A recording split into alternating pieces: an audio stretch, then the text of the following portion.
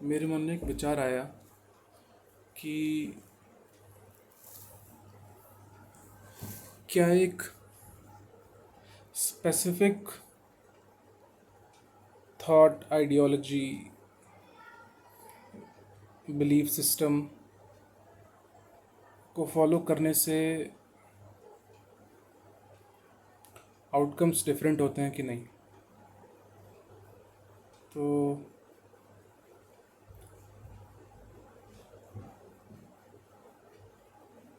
On principal basis तो prove किया जा सकता है कि हाँ,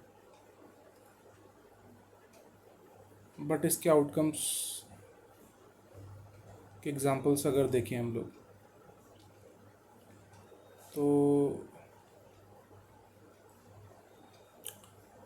सिंगापुर के जो प्राइम मिनिस्टर थे उनका नाम ली कुआन याओ था। उन्होंने अपनी एक बुक लिखी है, उसका नाम है द सिंगापुर स्टोरी। तो उसमें उन्होंने लिखा है कि जमाइका और सिंगापुर सेम ईयर में फ्री हुए थे कॉलोनियल रूल से। तो उस समय वो देख रहे थे कि कौन सा देश हमारी स्थिति में है और कि कोलैबोरेट करें, देखें कि कैसे देश को चलाना है। 1965 में सिंगापुर आज़ाद हुआ था मलेशिया से। उससे पहले ब्रिटेन से आज़ाद हुआ था वो 1959 में। तो दोनों ने अलग अलग फ़िलोसफीज़ फॉलो की, दोनों ने अलग अलग थॉट्स फॉलो किए। और जमाइका और सिंगापुर जब आज़ाद हुए थे तो उस समय दोनों की per capita income almost same थी। अगर मुझे सही याद आ रहा है तो शायद $6,000, गलत भी हो सकती है, पर फिगर दोनों का सेम था ऑलमोस्ट। पर 30 साल बाद ये जो बुक लिखी गई है 1999 की है, प्रोबेबली 99 2000। तो उस समय तक दिन और रात का अंतर था दोनों की पर कैपिटा इनकम में। और वो जमाइका की जहाँ शायद 2 गुना बड़ी थी, वहीं सिंगापुर की 5 6 7 गुना। और सिंगापुर डेवलप्ड कंट्रीज़ में काउंट होने लगा। और आज की तो बात ही छोड़ दीजिए। सिंगापुर मिसाल है, सिंगापुर चांगी एयरपोर्ट, सिंगापुर में बहुत सारे मैन्युफैक्चरिंग बिजनेसेस भी आए, उन्होंने यूएस से कोलैबोरेट करा।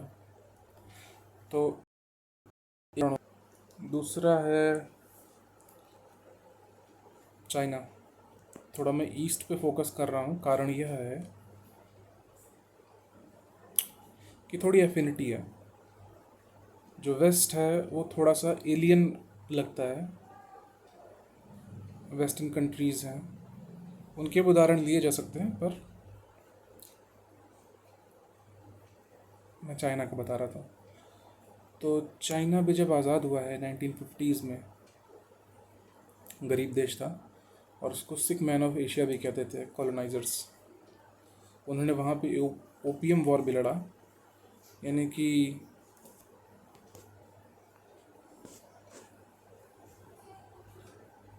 गांचे के लिए लड़ाई, और वहाँ की जनता को बर्बाद कर रहे थे वो लोग कॉलोनाइजर्स। और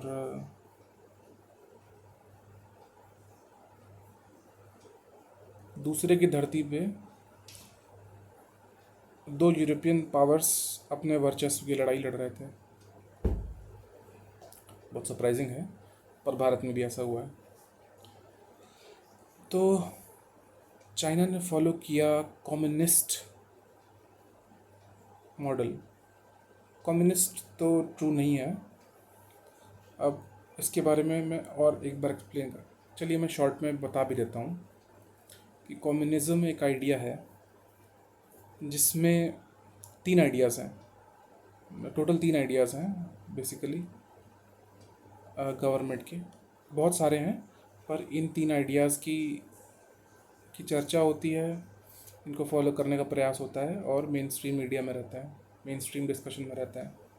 कम्युनिज़्म, सोशलिज़्म, कैपिटलिज़्म, उसके अलग अलग फ्लेवर्स होते हैं और भी बहुत सारे मॉडल्स हैं, पर इन तीन बेसिक्स की बात करते हैं। तो कम्युनिज़्म एक एक्सट्रीम, ये तीनों एक्सट्रीम स्पेक्ट्रम वाले आइडियाज़ हैं। मतलब ट्रू वर्ल्ड में ये आइडियाज़ कहीं आपको दिखेंगे नहीं, पर कहे जाते हैं कि वो अचीव करना है। तो कम्युनिज़्म एक आइडिया है जिसमें कि एक स्टेट के, एक कंट्री के, सिंप्लीफाई करने के लिए मैं कंट्री कह दे रहा हूँ, एक कंट्री के सारे रिसोर्सेज वहाँ के सारे लोग ओन करेंगे। यानी कि वहाँ पे प्राइवेट प्रॉपर्टी नहीं होगी। प्राइवेट प्रॉपर्टी मतलब आप ये नहीं कह सकते कि ये मेरा घर है, ये मेरी फैक्ट्री है, क्या ये मेरी ज़मीन है।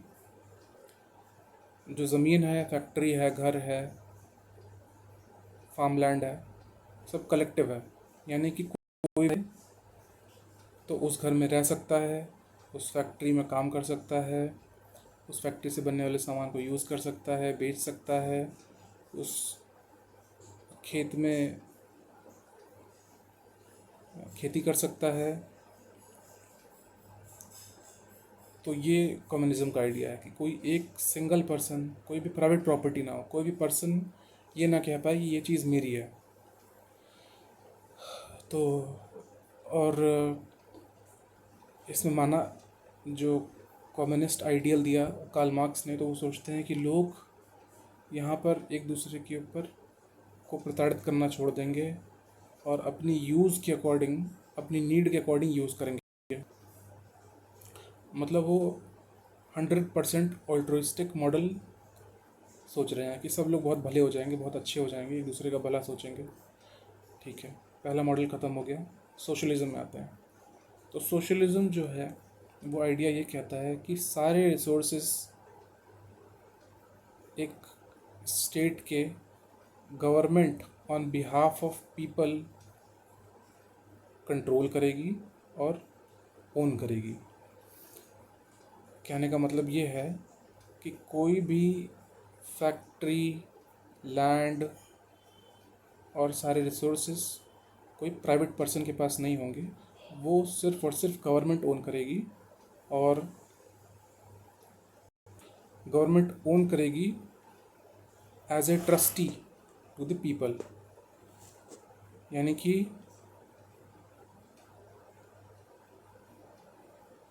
इवेंचुअली वो है लोगों का ही, उस देश के लोगों का ही, पर उसे गवर्नमेंट ओन कर रही है, कंट्रोल कर रही है ये सोच करके कि अभी लोगों में उतनी क्षमता नहीं आई है कि वो खुद कंट्रोल कर पाए। यानी कि कम्युनिस्ट मॉडल। तो ये एक स्टेप कम्युनिज्म का के पहले का है। तो ये देखा गया है जैसे कि सबसे पहला जो सोशलिस्ट स्टेट था वो था यूएसएसआर, जो कि करीब 70 साल चला, उसके बाद फिर 1991 में ख़त्म हो गया। तो यहाँ पर सारी फैक्ट्रियाँ सरकार ओन करती थी और सरकार ही एम्प्लॉयर होती थी। कोई भी प्राइवेट पर्सन एम्प्लॉयर नहीं हो सकता, क्योंकि जब आपके पास कोई फैक्ट्री नहीं है, कोई ऑफिस नहीं है, कोई मशीन आपकी नहीं हो सकती, तो आप एम्प्लॉय कैसे करेंगे। तो इसलिए सरकार ही सब कुछ करती थी, भी सरकार करवाती और सामान भी सारा सरकार बनवाती। तो इसलिए सारे जो एम्प्लॉयज़ होते वो सरकार के होते थे। अब तीसरा जो एक्सट्रीम आइडिया है वो है कैपिटलिज्म। कैपिटलिज्म आइडिया ये कहता है कि सरकार कुछ भी ओन ना करे। यानी कि कोई भी फैक्ट्री, कोई भी ज़मीन और कोई भी फार्म लैंड, कोई भी रिसोर्स ओन ना करे, और जो ओन करें वो प्राइवेट पर्सन ओन करें। सरकार बिजनेस में ना पड़े, सरकार रिसोर्सेज हैंडलिंग में ना पड़े, वो सिर्फ और सिर्फ एडमिनिस्ट्रेशन में काम करे। पुलिसिंग वर्क करे और एडमिनिस्ट्रेशन करे। तो ये भी कहीं वर्ल्ड में देखा नहीं जाता है। ऑल्दो यूएस अपने आप को कहता है कि कि या लोग कहते हैं कि US is a capitalist state country, but it is not. So यहाँ पर यह होता है कि सरकार कोई भी फैक्ट्री नहीं चलाएगी, फैक्ट्री नहीं ओन करेगी। तो अब ये तो तीन तीन आइडियल आइडियाज़ हो गए, यानी कि आदर्श विचार हैं कि ऐसा हो, पर ऐसा होता नहीं है जनरली रियल वर्ल्ड में। पर लोग इसको थोड़ा बहुत ट्विस्ट करके, एडजस्ट करके इन तीनों आइडियाज़ को अप्लाई करने का प्रयास करते हैं। जैसे कि भारत जब स्वतंत्र हुआ 1947 में, तो भारत ने सोशलिस्टिक मॉडल लेने का प्रयास किया। भारत ने सोचा कि लोगों में अभी वो क्षमता नहीं है और प्राइवेट कैपिटल, प्राइवेट लोगों के पास पैसा नहीं है बिजनेस चलाने के लिए, उनके पास क्षमता भी नहीं है और उनकी इंटेंशंस भी राइट नहीं है, जहाँ तक मैं समझ पाया हूँ। तो उस समय भारत का, इंडियन गवर्नमेंट का ये विचार था। तो भारत सरकार ने लगभग सारी इंडस्ट्रीज़ खुद स्टार्ट करी। छोटी मोटी इंडस्ट्रीज़ प्राइवेट लोगों को दे दी कि आप इसको रन करिए, आप इसको खोल सकते हैं। और धीरे धीरे करते करते जितनी भी इंडस्ट्रीज़ खुल रही थी उनको भी नेशनलाइज करना स्टार्ट कर दिया। नेशनलाइज का अर्थ है कि उन्होंने उन फैक्ट्रीज़ को कहा कि अभी आज से सरकार की हैं और आज से हम इसको रन करेंगे। इसका एक उदाहरण है एयर इंडिया। एयर इंडिया जो कि टाटाज चलाते थे, तो भारत सरकार ने इसको प्राइवेट लोग ना चलाएं और उनका राइट इंटेंशन नहीं है, राइट तरीके से चला नहीं सकते हैं वो लोग, तो इसको हम नेशनलाइज कर देते हैं और भारत के भले के लिए हम इसको चलाएंगे। ठीक है। और अभी रिसेंटली वो फिर से प्राइवेटाइज हुई और टाटाज ने उसे खरीद लिया है। तो एयर इंडिया टाटा का मेंबर का टाटा ग्रुप का एक पार्ट बन गया है। तो फिर यही विचार आता है कि भारत ने जो रास्ता लिया, या कोई भी कंट्री, कोई भी इंडिविजुअल, कोई भी एक आइडिया फॉलो करता है। आइडिया, तो आइडिया बड़ा इम्पोर्टेंट होता है। तो आइडिया से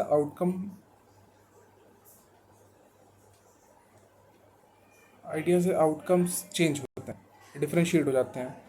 कोई कोई पर्सन, कोई कंट्री एक आइडिया को फॉलो कर सकती है, कम्युनिटी भी इवन, और कोई पर्सन, कोई कम्युनिटी और कोई कंट्री दूसरे आइडिया को फॉलो कर सकती है। तो दोनों के बहुत ही डिफरेंट आउटकम्स हो सकते हैं। मैं कंट्री के, मैंने आपको एग्जांपल दिया कि जमाइका है, तो जमाइका और सिंगापुर ने अलग अलग थॉट्स लिए। सिंगापुर बहुत छोटी कंट्री है, दिल्ली का 1/4 एरिया है उसका, तो उन्होंने भी सोशलिस्टिक मॉडल किया। सारी सारी कंपनीज में गवर्नमेंट ओनरशिप रही, गवर्नमेंट इक्विटी, गवर्नमेंट स्टेक बहुत ज़्यादा रहा, अभी भी है। और वो सक्सेसफुल है। इंडिया नॉट सो, बिकॉज अब वही बात है, इसीलिए इसमें हम लोग जैसे धर्मांध बोलते हैं ना, धर्मांध मतलब कि हम अपने थॉट के अलावा किसी और को सोच ही नहीं पा रहे हैं कि वो अप्लाई भी हो सकता है। तो सोशलिस्टिक मॉडल सिंगापुर में बहुत ही सक्सेसफुल हुआ, बिकॉज आप उतनी छोटी कंट्री को कंट्रोल कर सकते हैं आयरन फिस्ट से। जैसे कि जो 1/4, मान लो आप दिल्ली का 1/4 एरिया है, तो वहाँ तो आप डेली, एक आदमी चाहेगा तो डेली टहल के देख लेगा भाई वहाँ पे क्या हो रहा है, यहाँ पे क्या हो रहा है। पर इंडिया इतनी बड़ी कंट्री थी, तो वहाँ पर नॉट सो सक्सेसफुल कहा जा सकता है, बिकॉज ऑफ द आउटकम्स, है ना। आउटकम्स क्या हैं, जैसे कि सिंगापुर एयरपोर्ट है, मेरे विचार में शायद टॉप 2 टॉप 3 एयरपोर्ट्स में वर्ल्ड के आता है। चांगी एयरपोर्ट, सिंगापुर एयरलाइंस है, सिंगापुर यूनिवर्सिटीज़ हैं, है ना। और वहीं यूएस है तो यूएस में कैपिटलिज्म का प्रयास किया गया कि वहाँ के मॉडल को अप्लाई करें, तो वो वो वहाँ पर सक्सेसफुल हैं। वहाँ की यूनिवर्सिटीज़ टॉप में आती हैं, टॉप क्यूएस रैंकिंग्स में आती हैं, और वहाँ की कंपनीज हम जानती हैं कितनी बड़ी हैं। तो कोई भी किसी भी हम आइडिया को ऐसे ठुकरा नहीं सकते हैं, हमें समझना है कि हमारे लिए क्या उचित है। और दूसरी चीज़ ये है कि हम अपनी नीड के अकॉर्डिंग किसी थॉट को, किसी बिलीफ को, किसी विचारधारा को अप्लाई करें। हम ये नहीं कह सकते हैं कि उनके लिए नहीं सही है तो हमारे लिए भी सही नहीं होगा, या उनके लिए सही है तो हमारे लिए भी सही होगा। जैसे सोशलिज़्म इवेंचुअली रशिया में फ़ेल हो गया, 70 साल चला पर इवेंचुअली फ़ेल हो गया, और अभी भी रशिया उतना डेवलप्ड नहीं है उतने 70 साल होने के बाद भी। वहीं सिंगापुर में बहुत ही सक्सेसफुल है, और इंडिया में नॉट सो सक्सेसफुल। इंडिया ने मार्केट ओपन कर दी अपनी 1991 के रिफॉर्म्स के साथ। 1991 में भारत सरकार ने अपनी मार्केट ओपन कर दी थी, और प्राइवेट सेक्टर का रोल 1991 के रिफॉर्म्स के बाद बढ़ गया था। तो ये विचार था।